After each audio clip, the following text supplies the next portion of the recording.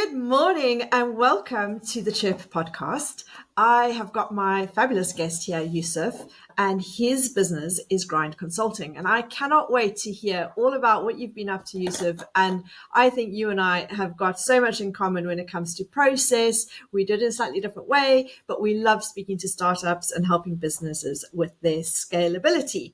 So as a starting point, please could you tell us a little bit about who you are, where you've come from, and why you do what you do? Yes, absolutely. Thanks for having me on the show. I've always lived in Ottawa all my life, and for the listeners who don't know, that's in Canada. And I have always worked in retail my whole life. One thing that I love about retail is the direct connection with the customer. So people come into your store, you get to talk to them. And so being in a retail environment, anybody who's in retail knows that you come across lots of different people. So the exposure to different personalities and the people who come in all have different needs is very good, especially when you are training in sales or in customer service. Retail is one of the best industries to do that in. And what I do right now is I help customers or I help my clients scale their businesses.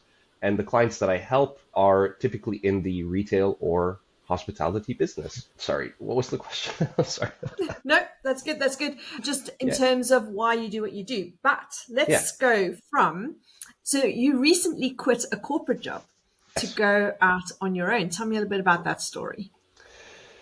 I had joined a company called Mobile Klinik in 2015. For those of anyone who is in Canada may have heard about this company before. Mobile Klinik is a company that does professional smartphone repair.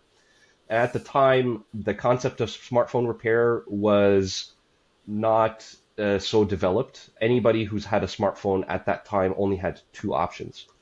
Either they had to go to their carriers and send their phone out. Maybe they get a loaner phone, maybe they don't. And when they got their phone back 2 weeks later, likely the phone would have been fixed, or maybe it's not, but they would definitely lose all of their data, their baby pictures, you name it.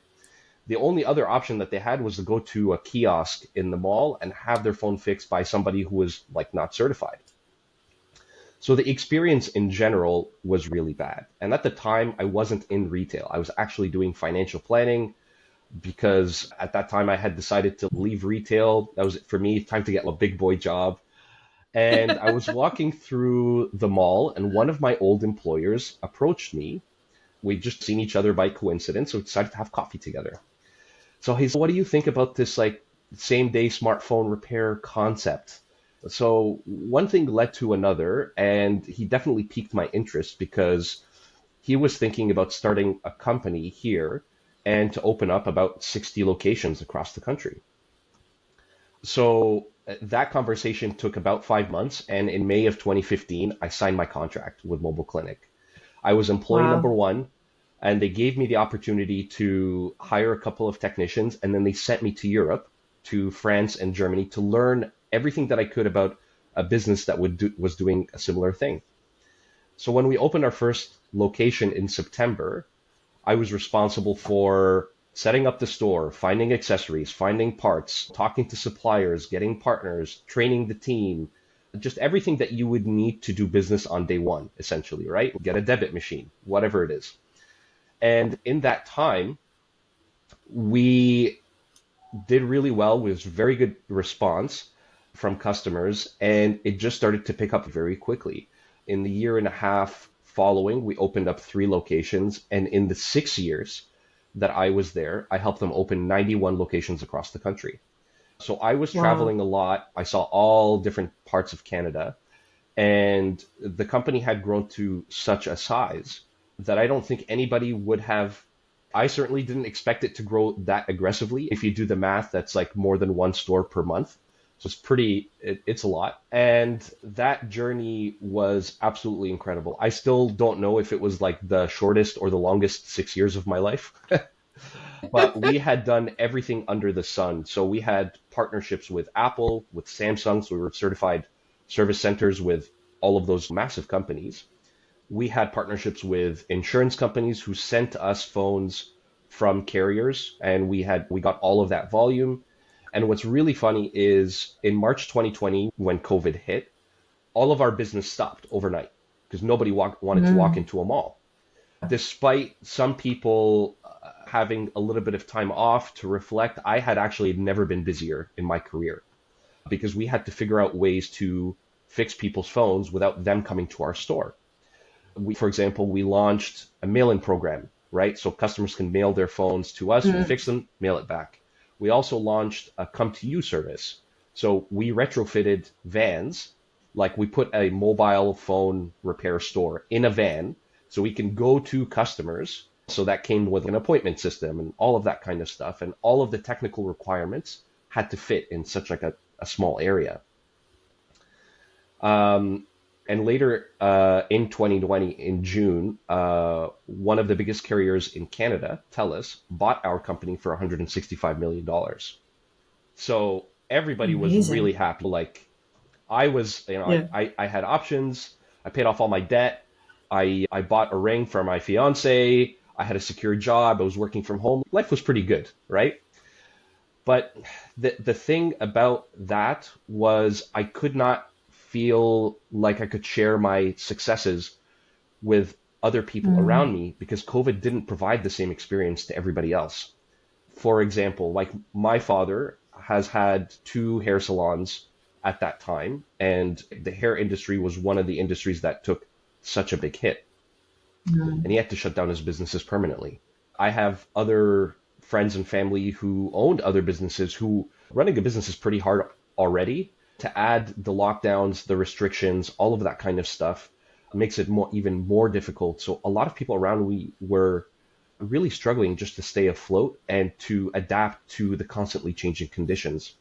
I just didn't feel good about being in my position and feeling successful while everybody else around me that I cared about didn't feel the same way. So that day I decided to think about how I was going to use my talents to help other people build their businesses, scale the way that Mobile Klinik scaled by essentially leveraging 3 things. Number 1 is purpose, giving that company a very specific overall goal to shoot towards. At Mobile Klinik, it was to become the largest and most trusted smartphone repair chain in Canada. Passion, so inserting a bit of company culture, branding, and really giving a company a reason, like their why, right? Why do we do what we do? I think that's really important because every business has a brand, whether they think so or not. And then process, which is where that was my jam. How do we deliver our product or our service in a way that aligns with the brand? That's typically how I approach any of my current projects. So I started GRND Consulting 1 year later, and I started taking on clients right away. And ever since then, I never looked back. Amazing. And so like I've worked with startups across the globe, and I'm sure you have as well, but it's not always easy to take your idea and your vision and really scale it in the way that you've managed to do with, what do you call it? Mobile Klinik. Yes. And what is it that you think really makes it possible and a reality to scale to that level? Can anyone do it? Is it come down to a magic formula, or is it down to the founder themselves? What do you think it takes to actually be able to do that successfully? So I think there are definitely a couple of factors, and some of them are within your control, some of them are not. So if we were to take Mobile Klinik as an example, we were essentially unifying a very scattered market. Like you could go repair your phone somewhere, but if I were to ask you, where do you repair your phone? Nobody could really think of a place right away. So that the brand and the service that they provided really met a need that was unfulfilled. And the value propositions behind that business really, I know, put into words eloquently what we did for customers and why it was valuable. Most repairs within 60 minutes, like that was unheard of at the time. Professional technicians. So we even at the time put our technicians into like lab coats, make them look like phone doctors. And we really built that branding around a service that was not available, right? So in the Mobile Klinik story, like I think the timing was right. I think we were, I don't want to say disruptive, but we did definitely bring in new concept that was not really there before. But then there are things that are under your control. And these are the things that will make or break your business. We talked a little bit about purpose, we talked a little bit about passion, and we talked about process. But I think there are four other things that will make or break your business. Number one is your plan. If you don't have a good business plan or business strategy, the business kind of falls flat on its face and you don't really go in the direction that you want. I think you need to have the right people. In the retail industry, your people are your brand ambassadors and they are the face of your brand, right? So having quality people, especially at the beginning, make or break your business, because your reputation is really what matters, right? And if you want to have, I think any one of us has had a really stellar retail experience. I had one. I'm looking for running shoes right now because I'm running a marathon, and I've been to a lot of running Yes, I stores. want to talk about that. Yeah, we'll talk about it for sure. There are some people in the retail industry who will blow you out of the water because it's such a great experience. They ask you Yeah. educated questions and they really make it all about the customer. Those are the kinds of people that you want in your organization, right? And then we talked about process and then personal development. If you have your purpose, your passion, your process, your plan, and your people, and then obviously like your product or service, like what it is that you're selling, all of those things can be great. But if you're not working on your own personal development, if the leaders of the organization are not trying to better themselves, their organization they will never perform better than the quality of its leadership, right? And John C. Maxwell says this in a lot of his books. It's called the law of the lid, right? So if I want my clients to level up, I have to level up, right? If a manager wants his team to level up, he has to level up, right? There is a sense of personal development that is really important, and that's internal. Everything else is external to your company. So those are the 7 factors that I take a look at whenever I'm evaluating any one project. And most small businesses do 1 or 2 of these things really well. Like maybe the sandwich shop around the corner makes amazing sandwiches, but they just can't find or hire or retain really good employees. And they think training is like a babysitting exercise. So I would say those factors are under your control, but obviously like market conditions, the timing, the demand for your service, those are other things that may not be under your control too much. And especially in Canada where we're having kind of economic troubles, everybody's having a little bit of a tough time. So in a sense, everyone's in the same boat, but that is no one particular person's fault, right? Yeah, for sure, for sure. So let's talk about your marathon for a bit. Is that kind of part of your process of leveling up? Because if I remember correctly, this is the first time you've decided to run, let alone run a marathon sub 4 hours. Is that right? That's exactly it. I decided to run a full marathon with zero running experience, except for maybe playing soccer occasionally. I did it I made the decision around the time that I decided to go full time consulting. Okay. So I've been consulting for 2.5 years now, but only in the last 4, maybe 5 months now did I start consulting full time. So I let go of my salary and I left a startup or a company that I started when I left Mobile Klinik. I had pretty insecure or like unstable income. My wife and I are expecting our first in December. And I needed something to Amazing. not just get my mind off of how difficult this was going to be, but I said, I need a physical challenge that will increase my confidence. And I need that type of discipline to spill into other areas of my life. And a marathon, just like one of my friends, hey, they said, you want to sign up for a marathon? I was like, okay, sure, let's do it. I found it was appropriate because it was a scary goal. And it was scary enough that it didn't leave any room for me to mess around. And I felt like the discipline required to train for a marathon will spill into other areas of my life. So I started training, and I went like head first. I went all in on this, so much so that my wife doesn't want to hear me talk about running at all because it's too much. I'm just absolutely obsessed. But yeah, I basically did everything that I could to get my hands on information, talking to people. I bought books. I'm into nutrition. I don't know, like I bought a massage gun. Like I did everything that I could to give me the best chances possible to run this marathon. And I never thought I would like it, but I am loving it. The process is really interesting. Really? Yeah, I think there's something about running that just puts you in a zone. When you're in a long run, you get to tune out a little bit. And aside from the physical Mm. benefits, I'm finding lots of mental benefits as well. And then the other thing about a marathon is that I have a goal of finishing it under 4 hours, but generally speaking, it is definitive. You will cross a finish line, right? So it's really easy to know whether you've hit the goal or not for people who have never done it before. Sometimes when you sign up for a marathon the first time, like you just want to finish it, right? I have this habit of picking like crazy ambitious goals with zero experience. So I told myself, I'm noticing that yeah, trend. yeah. So I told myself that I don't want to just finish it. I want to do well. And so Yeah. far, my coach, who happens to be from the UK as well, says that she could probably get me to finish it in 3 hours, 30 minutes. So we'll see what Wow. happens, but progress is going well. Yeah.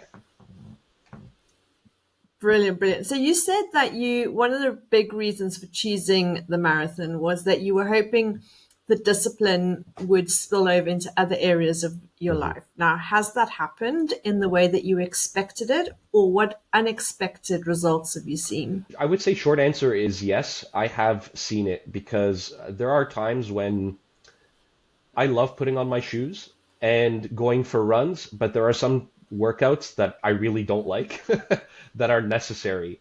Going for a 2 hour run is like not a problem because I'm just pacing myself. But those really intense Mm, runs where you're sprinting for 3 minutes and then resting and then sprinting, yeah, those high intensity interval trainings are like not my favorite. But you have to do them. And I feel like discipline, at least to me, means that sometimes you have to do things despite how you feel about them, right?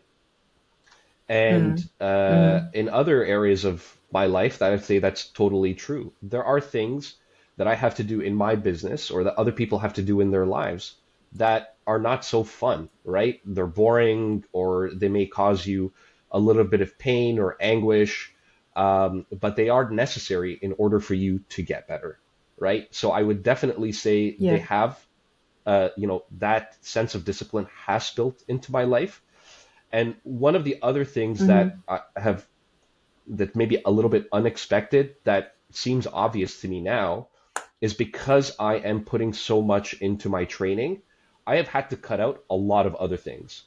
Um, you know, yeah, yeah, I mean, I never used to really drink so much anyways, but I am pretty much no alcohol at all, for the last little mm, while. And I love the mental clarity that it gives me. I have just realized that if you want to make room for something good, it is inevitable that you have to cut other things out, right? And that's yeah, painful, right? When you have to part ways with something that you're familiar with, whether it be like a mm, habit or a relationship or I don't know, a belief, parting with those things sometimes is not easy. It's painful because you think that you need those things in your life or else you wouldn't keep doing them, right?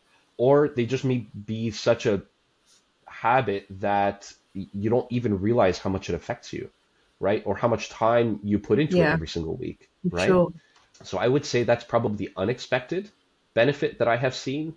And I've learned a lot of lessons from the marathon in general, which I talk to all my clients about. So my clients hear me talk about Yeah, running all the time too.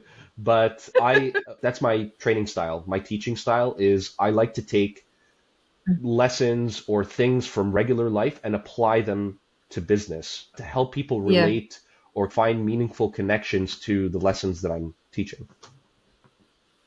Yeah. Okay, brilliant. Like you said, you've got to make room and you've got to give up some things. And I am partial to a glass of wine, especially on a Friday evening. But tell me, did you find that process of having to give up maybe the odd beer or whatnot, or maybe there's other things in your life? Did you find that process of having to give up to make space for something like running that can seem unpleasurable. Did you find that very difficult, or what were your kind of top tips on how to break through the habit? Um, it is difficult. It's still difficult. I am a night owl. Like I love staying up. But if you want to get enough rest to recover, like you have to sleep a lot more when you're recovering from like intense exercise. Sleep is not something that I am used to doing. I certainly, even now, sometimes just get 6, maybe 7 hours of sleep. When you're training for a marathon, you need as much sleep Wow. as you can, like 8 to 9 hours, ideally. And I always remind myself that it's not just because I'm going for a run in the morning, because if I were to just do Mm-hmm. this casually, it is not strong enough of a goal for me to break habits. Your goal has to have some sort of a meaning to you, right? And what I did to help me realize that like what I'm cutting out is worth the gains that I will have in the future is I assigned more meaning to my result and more like the discipline it requires to train. So I had mentioned earlier that my Mm. wife and I are pregnant. We're going to have a daughter in December. Okay. And parenthood is really difficult, right? I know lots of friends who have kids or I just had a baby, and there are going to be some big adjustments for us. I say that it's hard Very and I don't big. even know it yet firsthand, right? But I know that Can I yes, just say, nothing can prepare you for it? absolutely. Yeah. So you know what I did? I said, I'm going to do this. I'm going to do it for my daughter. Like I use her as motivation Mm. to keep doing what I'm doing right now. Yeah. Because I said, if this is hard, I know parenthood is really hard, but this is a step for me to go through things that I may not want to go through or keep going despite how much it hurts, like mentally or physically or whatever. Yeah. So if you're going to do something, you want to cut something out, the benefit that comes from it has to have some sort of a meaning. It has to be big enough that when things get tough, you push through anyway. That's what I would say is Absolutely. So do you think that kind of there's that correlation between getting over the setbacks, preparing to do something difficult, and how you deal with the inevitable setbacks of scaling a business? How do you think those two marry up? I think setbacks are normal. Everybody will make mistakes, or I don't know. Let's say a key employee will leave for whatever reason. Maybe it's not even the business owner's fault. Setbacks are okay, right? But I think a lot of us will get so caught up in the setback itself that they lose sight of, okay, what do I do now? They lose sight of the need to move forward, right? And my old boss at Mobile Clinic always used to say, we have to be solutions oriented. Like it's okay to acknowledge the problem and really understand what the problem is, because a problem well defined is a problem half solved. Dan says that all the time. But you Yeah. have to be solutions oriented. And sometimes when a setback happens, that's it. It's already happened, right? So there's nothing that we could really do to change the past, right? The important thing, okay, what are we going to do Yeah. about it? And if it is something that could have been prevented, what systems or frameworks or what are we going to do to prevent these types of setbacks from happening before? So that's like my style is I try to figure out the immediate issue, but I Mm. also try to figure out the underlying cause of why this issue happened in the first place. And is there something that I can do, a system, a process, or anything like that to avoid this problem from happening at all? So at Mobile Clinic, I did it all the time. Even if it was really small, I knew in a growing company, I won't be able to keep backtracking to fight fires. And I think maybe that's why Yeah. the processes that I wrote, although they took longer to do or to even Mm. implement, I think they helped us propel forward because I was always going to anticipate Okay. problems or try to fix the underlying issue as well as Hmm. the immediate problem at hand. So Yeah. I think that's probably the best advice I would give anybody when they are encountering a setback is don't be discouraged. You have to move forward because what's happened Hmm. has happened. There's no sense in just like grieving for too much time. You just have to move forward. And the people who are the most resilient in business are generally the people who succeed, right? Because a failure in itself doesn't mean that person Yeah. is a failure. It's a failure only if you stop trying, right?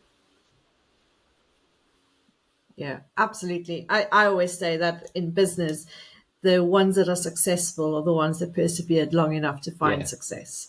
Definitely. So obviously in retail, it's really, I say really easy, but yeah, I mean it relatively.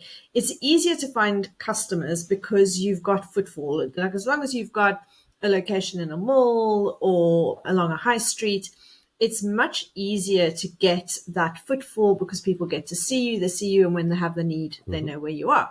How did you find going from helping a company grow to 90 locations to where you are right now, having to find customers one to one or one on one as part of your consulting business? That's quite a for big sure. change. So how are you dealing? I take lessons that I learned from previous jobs and I try to apply it to what it is that I do now. And I think one of the things that's helped me most is realizing the power of my own network, right? I am a very big believer in referrals, right? And I always believe when I am helping one person, I'm actually not just helping them, but that person also has a network of their own, right? And I learned this from the financial planning days because Mhm. it was similar, right? In Yeah. during that time of my life, I was always taught to remember that when I am speaking with a client, I am also I will also have access to that person's network if I provided enough value, right? I'd said earlier that when I started consulting, I was doing it part-time, but I didn't bother thinking of a name for my company. I didn't come up with a logo. I didn't come up with a website. I Yeah. just asked myself, okay, who do I know and how can I help these people? What are they going to need from me Hmm. to refer me to their friends, to their family, or anybody else who owns a retail business? And when I took that approach, it was actually pretty easy to find clients. But you have to have conversations and you have to tell Okay. people what you do, why you do it, and how you think you can help them. You can't really be afraid to approach people because it's really the only way for you to get your name out there. And an internal Mm. belief that I think maybe holds some people back is when you're trying to promote your own business, a lot of people maybe don't talk to as many people as they should because they feel like they are selling something, as opposed to I Yeah. believe in my talent or my services so much that if I talk to someone, I will help them a lot. And when you make that, it's a subtle shift. Mm. But when you make that shift, you're going to Yeah. talk to as many people as you can because you truly believe that you're going to add value to this person's life and that they're going to do better as a result of having a relationship with you, right? So when I looked at all of the people who were in my network who had businesses, I asked myself, what are the problems that these people are having and how can I solve these problems for them? And it Mm. essentially just took all of the anxiety away from approaching somebody. Even if it was new, I didn't make it about me. I make it about them, right? So what Yeah. are the challenges that you faced or that you're facing today is one of the biggest questions that I ask, right? Because it's not about me. It's about the client. Yeah. And I think that just goes to show that how much our beliefs will either propel us forward or hold us back. 100% agree. And it's interesting the way you said it's that self belief. I was running a workshop yesterday, and at the end of it, the one I'd spoken to a few people, I'd had the workshop, and one of the guys came up to me and said, "Can I make an observation?" So, of course you can. He said that you are just so natural in the way that you speak about your business, and it never feels like a sale. You just give good examples and you just naturally bring it into conversation. And I'm like, but it's because I believe so fully that it works, that chirp works, but also because I've been there and I've felt the pain of having to come up with promoting yourself and how to put yourself out there on social media and how to get noticed and how to do it in a way that it's not a pain in the proverbial. It is something that is just part of your business that helps you grow your business. So that was very interesting because it's very similar to what you're saying is I'm like, I 100% believe because I've lived it. I know it's helping people. So speaking of social media, tell me, how are you going about getting yourself visible and getting yourself known? Are you using Yeah, a social little media? bit. The two main platforms that I use are LinkedIn and Instagram.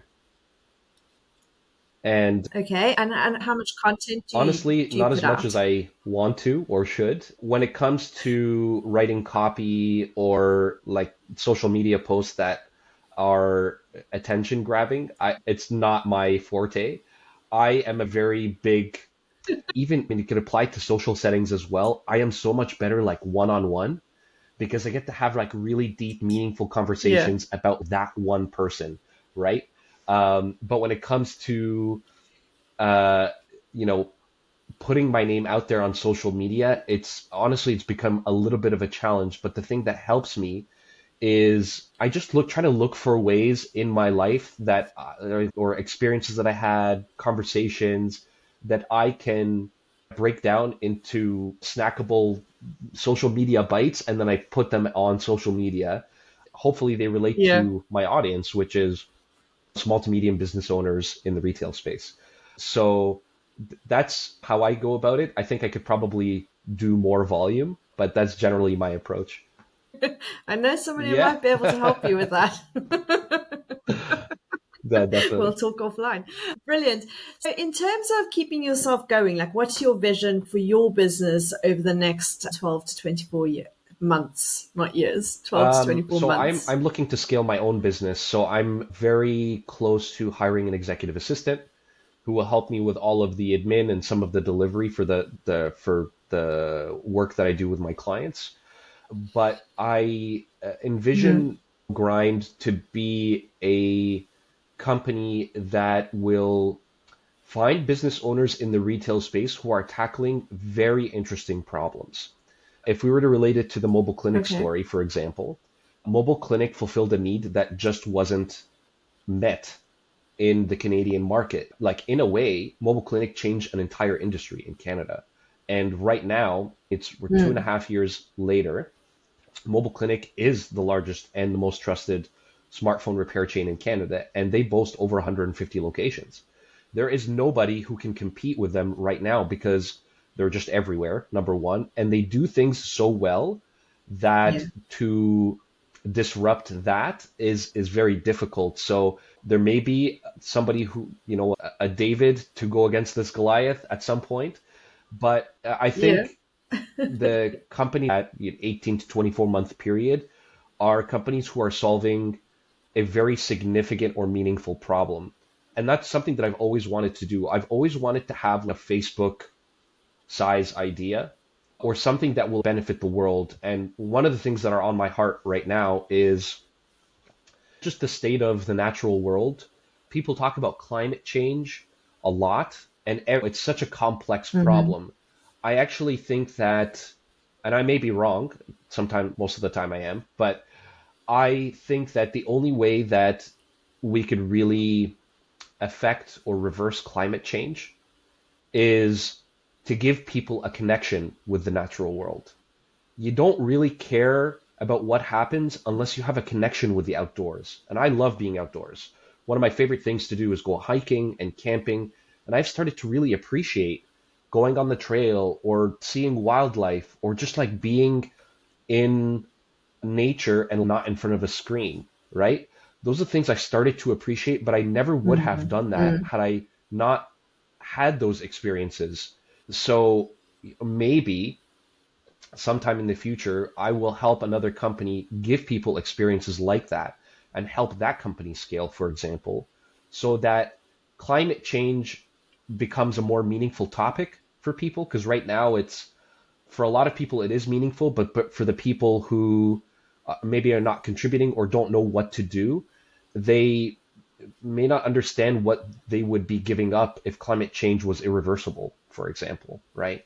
So I do want to do yeah. something that is really big.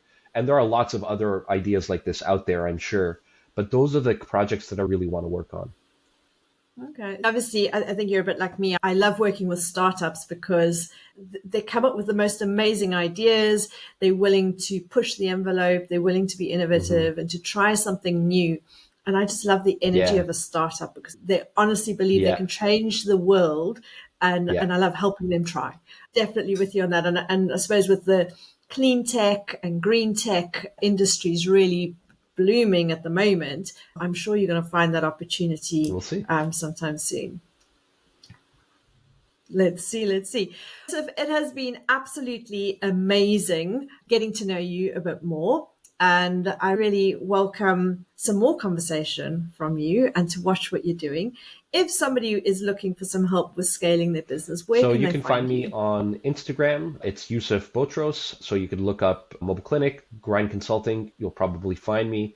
You could find me on Instagram as well. So it's my first name, last name, and an underscore at the end.